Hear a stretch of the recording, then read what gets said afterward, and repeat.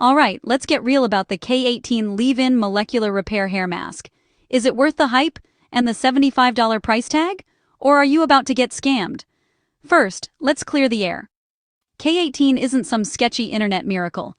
It's legit science, a patented K18 peptide TM that literally rebuilds hair from the inside out. But here's the catch. You have to use it right, or you'll end up super disappointed. The biggest mistake? Using conditioner before you apply. Don't do it. Conditioner coats your hair and blocks the peptide from working.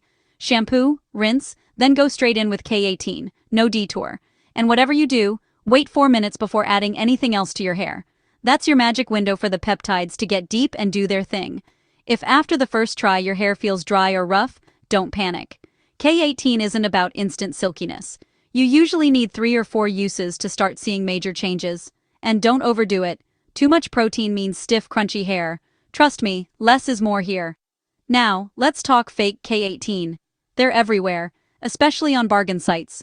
Watch out for bigger, darker boxes, shiny bottles, the real ones are matte, and check the bottom. The air hole on authentic bottles is off-center, and always look for a printed lot number on the back. No number? It's a fake, and you're wasting your money. So, is K18 worth it? Clinical studies say yes. Up to 91% restored strength, 94% more elasticity. Top stylists and real users are obsessed with the long-term results, not just a quick fix. But if you skip the 4-minute rule, or buy a knockoff, you'll definitely feel scammed. Bottom line. If you want real hair repair, use K18 right, and only buy the real deal.